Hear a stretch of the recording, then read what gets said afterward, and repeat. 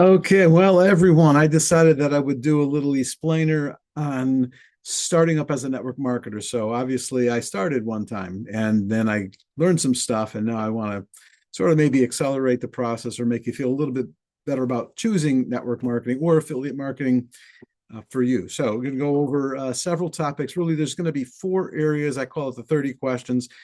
There's going to be getting started in company specifics. There's going to be finding and managing prospects and customers, building a team and leadership, and then the growth strategy. I'm only going to go over in this particular episode getting started and company specifics. So you might have a lot of questions. You can see I'm surrounded by questions all the time. So some of your questions might, well, there's a list of them that I just want to kind of go through because it sort of helped me if I had known these in advance. But one of them would be the startup cost. So what should the startup costs be?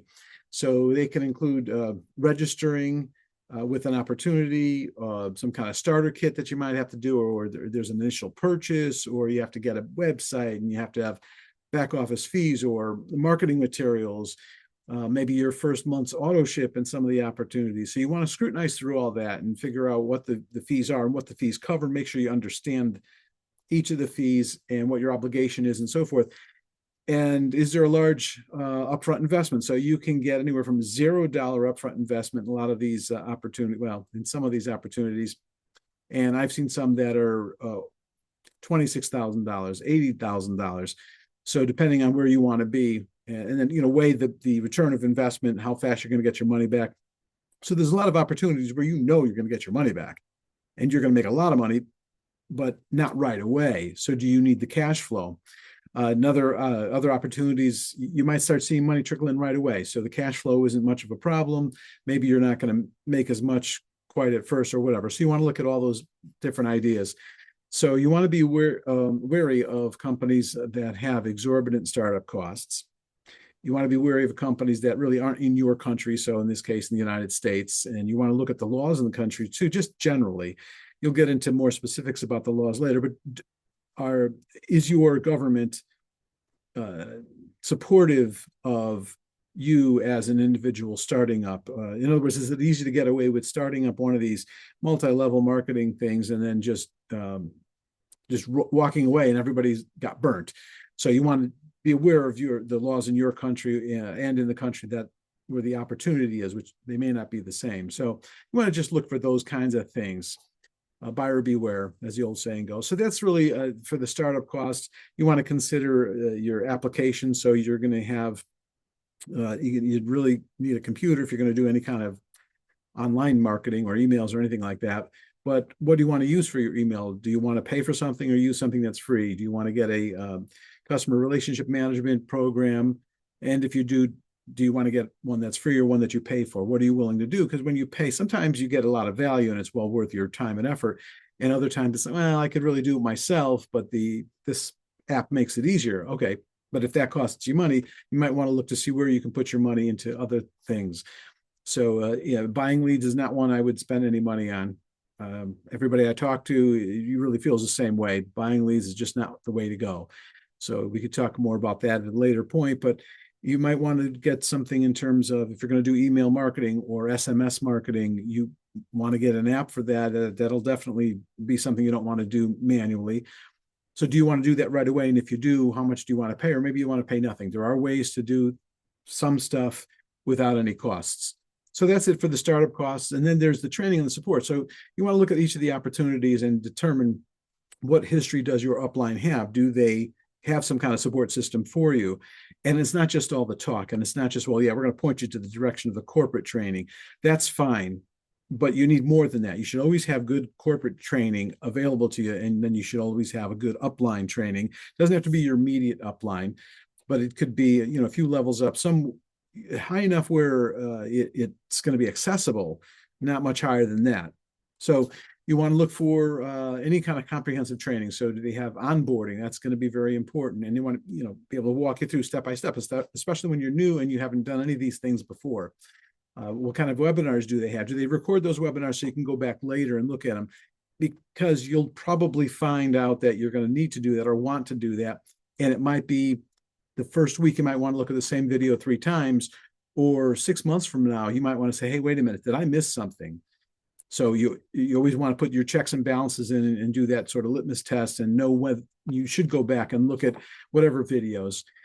And when you're saving the video, if there's any videos you can save to your own system or your cloud or your hard drive, whatever, label them, tag them, so you know, okay, this is on these 3 topics, or there's a real good explanation of such and such a topic.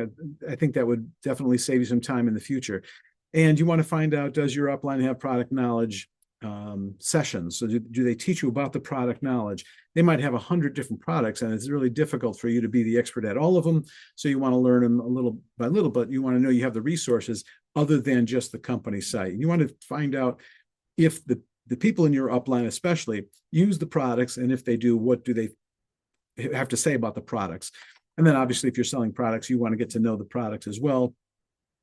So then you want to talk about the sales training. Do they do sales training? Does your upline actually give you that training? I can give you all the apps you want, but without the knowledge, it's just going to be hit or miss. The learning curve is just going to be terrible. So you do want to talk to people, get in some kind of mentoring group. And I know a lot of people default to the social page groups and everything. And I find that there's a lot of chatter there and there's a lot of whining there for most opportunities, not a lot of help, true help. So you want to make sure that you're going to get that from your upline. And I'm saying upline, you might be terrible at it and you might just happen to recruit somebody who's fantastic at it. So it doesn't have to be your upline. Could be your sideline too, anybody, but somebody who's accessible on a regular basis, who doesn't mind giving the time of day. And you should also give back. So whatever you're good at, you want to make sure you share that. You want to make sure you're adding value. Just like you add value to your customers, you want to add value to anybody else who's helping you and supporting you and so forth. Then there's marketing strategy guidance. So you want to know, what works. Don't reinvent the wheel if you don't have to. So should I use social media? If so, which social media? Does it matter when I post, how I post, what I say in the post, what the text is? So you want to look at all those different things. And you want to have one-on-one coaching from any experienced mentor you can get, even if they're not in the same opportunity as you are, which obviously that would make more sense, especially if your upline is very good at doing those sort of mentoring sessions with you. So you want to make sure you have some access to that. You want to have support materials. So one of the most important things is understanding how you can get to the support of your apps, how you can get to the support of your opportunities, and how you can get the support of your immediate team. So that's going to be really important. You may only have a question every once in a while, but when you have that question, you want to make sure you can get to the right person to answer that question. So if you don't have access to robust training and support, and not only with the opportunity, but with how to express the opportunity, how to market the opportunity, then that's really going to hinder your success. And like I said, the learning curve is just going to be, a lot more difficult. So again, that help and the support can come from the company itself. So for instance, if you're in network marketing or affiliate marketing, they may have materials, may have webinars, they may have websites, they may have social page sites, because social page sites are not websites in my book, but that's a whole different story. And make sure that you understand everything that you're going to be getting from your support, from your upline rather. And they may not have all of these things. They may not be perfect at any of these things, but understand that. Know where their shortcomings might be. Know what your strengths are. Work on your weaknesses to make them strengths. Work on your strengths to make them superpowers. So then the next category would be the compensation plan. So you really do obviously want to understand the compensation plan of any opportunity that you're getting involved with, whether it's affiliate marketing, click marketing, network marketing, multi-level marketing, and these things are all different. They have different nuances. So you want to make sure that you understand those plans. Are they unilevel? Are they binary? Are they matrix structures? And there's different things to do. When you're recruiting somebody, knowing where to place them, or whether or not you have a choice, because in some of these opportunities, you don't have a choice. They're placed where they're placed. In other opportunities, you can actually move them around a little bit, but you want to understand what branch do you want to work on? Do you want to build wide, or do you want to build deep? Do you want to do it so you build a little wide, little deep, little wide, little deep? A lot of it depends on the compensation plan. Keep in mind, though, that it's not the immediate compensation plan that you want to look at for the long run. So maybe right away you want to do some things so you can get some cash flow. but maybe you want to build your tree a little bit differently when you're looking for long-term results. So learn and understand that compensation plan. And if you don't, get to your upline. And if you still don't, then get to the company. And or take the compensation plan, feeding into an AI chat model, especially if a really good one. I talked about that in a different video, but you can put that into the chat model and say, hey, break this down for me, give it back to me in a conversational tone so that I can understand it. And when you get that result, then you can go to these webinars and so forth and check and say, okay, this is how I understand the compensation plan. Here's an example. Am I correct in that? And you don't have to go over the whole compensation plan all in one webinar. You don't want to hog somebody's webinar. So maybe you could break it down to, let's say, 12 questions, and every other meeting you can bring up one of these questions, and you're going to learn as you go anyway, but this is just a way to sort of back you up with that as well. So the unilevel plans reward direct recruitment. Binary plans involve usually 2 legs. If you don't know what legs are, don't worry about it. You'll get to that. Then there's matrix plans. Usually they have a fixed sort of width or a fixed depth, or a fixed width and a fixed depth. So you want to look for a plan that balances the rewards for your personal sales and for your team building. So both of those are 2 very important ways to look at it. And you want to be cautious of any plan that's heavily in one direction or another, whether it's skewed toward recruitment or skewed toward product sales. Just be aware of it and make sure that it's going to be sustainable for you. And so, for example, if you don't want to put an addition on your house to fill it up with the product that you have to buy in order to make something with the comp plan, because that's going to be counterintuitive. So think all those things through and ask more questions.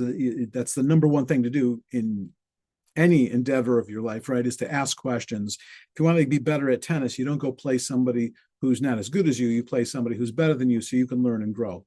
So the next area I want to briefly go over would be the company values and the mission. So does the company prioritize ethical practices? Is that going to be really important for them? Is customer satisfaction very important to them? Is sustainable growth very important to them? Or maybe they've grown as far as they're going to grow, or they're going to grow very slowly. That's fine, as long as you understand upfront about that, and then whether or not that fits with who you are and your goals and aspirations and so forth. So you want to make sure that the company's values do align with your own values, and you want to have a clear and inspiring mission as part of your motivating factor. And it's not just to sell you, but don't forget, you're going to have to also sell this to somebody else. And I'm saying sell, which really in most digital marketing, you're not really doing the sales of the old days. This is really getting your message across and allowing people to understand something and want to understand something about your opportunity, and that's going to give you some organic growth. The other thing to talk about is going to be the company's history and reputation. That's going to be probably the most important piece at the very beginning. So you want to do your own research, your own due diligence, research the company's longevity, their financial stability, the leadership team, check for reviews from independent sources. Be careful, because a lot of times what they'll do is they have a website, and then they'll go by every other configuration of that website, or they'll just have fake websites where they're designed specifically to support their main endeavor. So it could be vinny'sopinion.com. And so you go there and you're searching the web. You want to know, is this company any good? And then you see my opinion. So you click on vinny'sopinion.com and you go there. Oh, yeah, it's the greatest thing since sliced bread. But all the while, that site is really owned by, managed by, or paid for by the company itself. So you want to be careful of those, and there's a lot of those out there. So you do want to look for independent, reliable sources. So if you get something that, Better Business Bureau, for instance, isn't going to be one that's easily influenced, we'll say, by some of these companies. So you want to look at that. Look for some reliable sources that you're aware, these are the right sources, and it's not just some website. Be careful with the websites too, because sometimes they look like they're, maincompany.com, but there's maincompany1.com. It's totally unrelated, but you might not notice that. Just be aware of all those things. So you want to check for their history, especially their legal history, any complaints about them, any filings from the SEC or anything like that. You want to look at all those things. And if they're hesitant to answer questions on webinar calls, that's a red flag. It's one thing if they don't know the answer and they get back to you with the answer later, that would be fine. But if they look like they're reluctant to do that, they might be hiding something. So just be careful about that. Also, with regard to all of the executives in the company, you want to look for their history. Have they been in a network marketing opportunity before, or an affiliate marketing, or any kind of business before that failed? Because a lot of these people have a history of building the greatest thing since sliced bread, and then it fails, and the next day they've already got a new program up and loaded on their website, and they're already recruiting for it. So those are the types of people I wouldn't want to be in an executive position of any opportunity that I'm involved with. And some of these people have reputations, and some of the reputations are good, and some of them are not. Also, if your upline is supposedly doing due diligence, trust but verify. They might not be very good at doing due diligence. They might be doing the best they can, but maybe they're not good at it, or maybe they're blind to something. They might have a blind spot or some kind of emotional reason why they think that this company is a great one, and maybe it isn't. So be careful about that too. So the other thing to talk about is going to be monthly quotas and auto ships. Some of these companies require you to have a subscription or to buy a certain amount of product, whether it's in points or whether it's in cold hard dollars, whatever it is. Just be aware of it. Doesn't mean that it's bad necessarily if they have that requirement. Just be aware of that and make sure that that is sustainable. Again, don't want to put the addition on your house for stuff that you're never going to use or sell or do anything else with. So you want to understand if there's any mandatory monthly purchase requirements or auto ships. Auto ships can ensure consistent product flow, which is great for the company. And that's also, if you have that minimum, then you're probably going to have a more steady income from the people that you recruit. So the bigger your tree gets, so to speak, within especially network marketing, then the more consistent that income will be if they also have to pay, if your compensation is based on what they buy or their subscription and things like that. So you want to consider if the volume and the cost align with your personal consumption or sales capacity. In the olden days, it was more common that you'd buy a bunch of stuff and then have to go sell it. So you'd physically have the product. That's not so common anymore. But if there is an auto ship, is that something that is sustainable in the long run? And make sure that either you're going to use the product or give it away as gifts. That's fine. I do that a lot of times. At Christmas time, I don't know what to get various people that are on my so-called Christmas list. So I might look to one of these opportunities the 3 or 4 months prior to that and start accumulating what I think that they would like. So it doesn't have to be for your own consumption, but in this case, it would be for your own indirect consumption. So you want to avoid being pressured into something that's unsustainable. So again, if there's a pressure tactic, that's sort of a red flag. So another area to talk about would be the product and service demand. So is there a genuine market for the products and services that you'll be offering? Or is there an artificial market where, oh yeah, it looks good because you're saying it looks good, but maybe it's not? Also want to look for the longevity of that product. So in other words, it's something that maybe has a patent that can easily be duplicated. Now all of a sudden you have a lot of competition and somebody in a different country is going to make it for a lot less. And that's going to hurt your business. Maybe, maybe not. So just be aware of it, look at it objectively as well as subjectively. So are the products unique? Are they high quality? Are they competitively priced? Or do they meet your particular moral niche? So maybe you are somebody who is interested in our whole ecosystem and making sure that you're doing everything to protect our ecosystem as much as you can. If that's the case, does the company's values align with that? And if so, that's great. And when I say align, I don't mean on paper. I can say that, oh yeah, my product is so green, but that doesn't mean it is. So you might have to do a little more research. Again, trust but verify.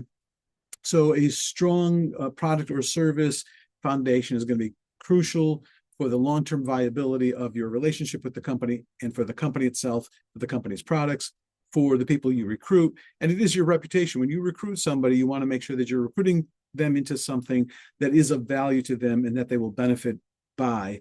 Even if they only benefit by the product, that's fine. I'm involved in a couple of opportunities, and I'm not going to network market them because the compensation plan really isn't that great. Love the products though, so I buy the products. So I'm really in. So people say, well, why don't you just become a customer? Well, because usually if you're just a customer, the prices are a little bit higher, or there's some other advantage that you don't have, especially with affiliate marketing. So in a lot of cases, I use, for instance, apps. I use a CRM, and I don't market it, but it has an affiliate program. So I am an affiliate, so that, who knows, by chance somebody might sign up under me, or if somebody says, hey, who does your CRM for you? And I can say, well, here's the company and here's my link, and if you sign up, I might get a few pennies out of that or whatever. So you want to just look at all those different things to put the whole kit and caboodle together, and have a more omniscient perspective of what you're getting into. And I'm not trying to be negative here in any way. I'm just saying be careful. So yeah, network marketing, affiliate marketing, digital marketing are all potential. Any kind of digital marketing or click marketing, a lot of potential. Sales marketing, I should say network sales marketing, which is not network marketing. But all of these things can be really great. Just go in with your eyes open. That's all I'm suggesting here. So then there's marketing materials and costs. So I'm the kind of person that I want to make sure that I have the answer before you ask the question. So if you ask me about the product line, I can say, oh, sure, here, let me send you a video. Here, let me send you a product document, or here's the specs on that particular item. So you want to evaluate the quality of those marketing materials and determine if it will cost you anything for those. So in today's world, most of them are sent through the electrons, so there's really not going to be a cost to those, but in some cases they are. And you want to make sure that you have the available, that the marketing materials are available to you. And the reason why that's so important, you want them to come directly from the company, is due to compliance. So you want to make sure, because you can come up with your own, if you know the product and service well enough, you can come up with your own, right?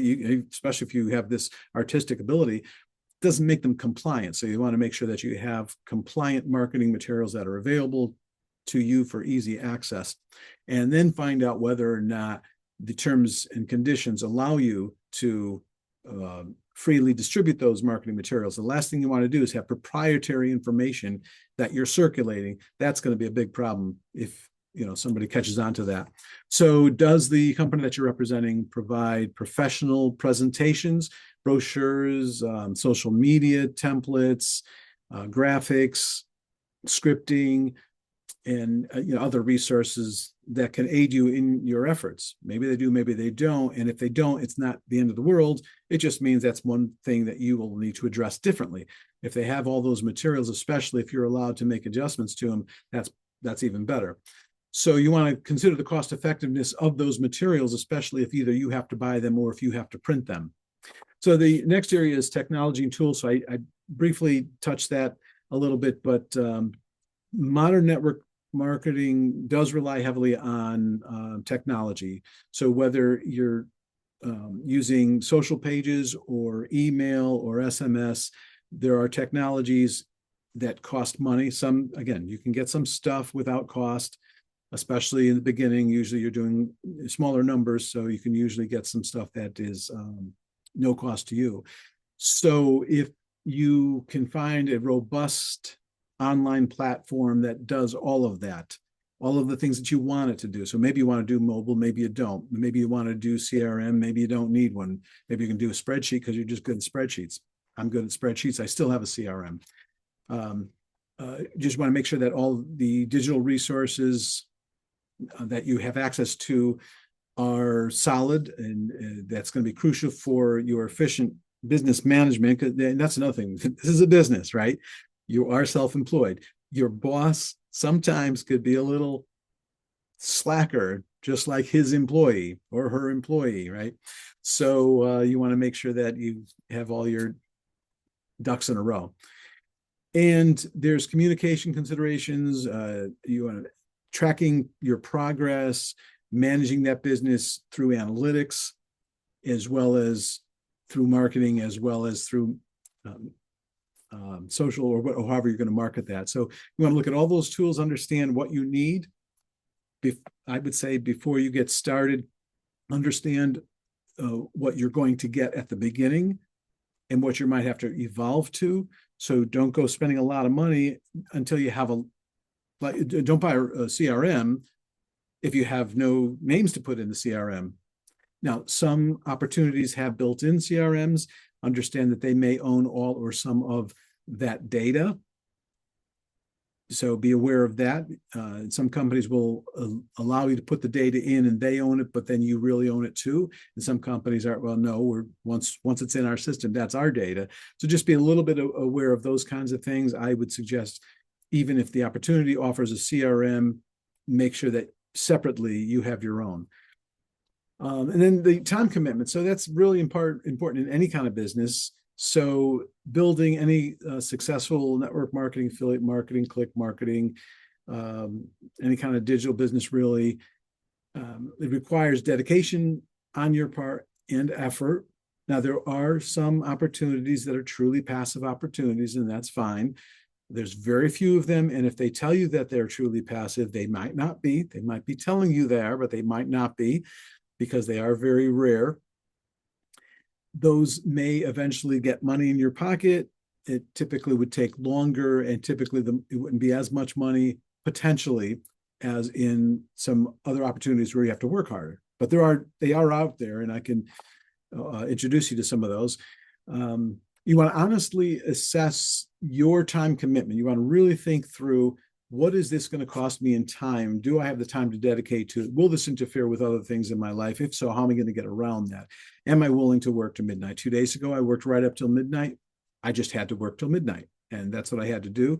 And then there's other times where, well, example, yesterday, somebody called. It was a personal call, and I was on the phone call for 4.5 hours. We were doing all kinds of stuff. It wasn't just jibber jabber. It was important stuff. It just wasn't related to my business. And then I ended up working late again, but I have that flexibility. Not everybody does, especially if you've got little kids running around, or if you have a spouse that maybe isn't fully aboard, or maybe your spouse is fully aboard and has outside commitments like a JOB. That's a job, by the way. It stands for just over broke. So you want to honestly assess that commitment and ensure that it aligns with all the other things in your life, all your other obligations. And at the beginning, don't take any time off, right? There's no such thing as a vacation until you start having enough money. So somebody told me a long time ago, it's a great rule of thumb, that you want to quit your full-time job when your part-time job or hobby or self-employment makes as much money as your full-time job in half the time, so that you have some flexibility in there. And that's just sort of a rule of thumb. Obviously, it needs to align with the rest of your lifestyle and so forth. But do treat it like a business, because it's not a hobby. If this is a hobby, then don't listen to this video. What's the point? You're just going to make your own mistakes and nobody cares, right? Who cares if you're the best at it and you're the best person in the world at it, when you're not really doing it for the right reasons? That's sort of a waste of your time. You probably want to find something that aligns more with your moral character and all the other things that you want to accomplish in life. So that's it for today. Again, the other areas that I want to talk about in future videos will be the next step in the process. So we talked today really strictly about the one area of getting, the 4 areas, getting started. The next one is going to be finding and managing prospects and customers. Then after that, I'm probably going to do something on building a team and being a leader. And then the next one is probably going to be on a growth strategy for your business. And that growth strategy might not be just strictly one thing, but it's probably going to be related things. So there's a lot of different things. So we talked about getting started. We talked about the apps that you might need and buy. We talked to you about how to review the company to make sure that it does align and it is a solid company. It's something that you can request. So we're answering all these questions that I have around me. I just like doing that. Um, so very good. Hope you got something out of this. And if you can just, if you see that little bell there, please click that. You want to like this, follow this, share this, tell your friends about it, get them all involved in this. And if you have anything else you want me to talk about, or if you want to just provide any kind of feedback, please make sure you do. I'm open to just about everything. So very good. I hope you have a great day and a prosperous week. All right. Take care.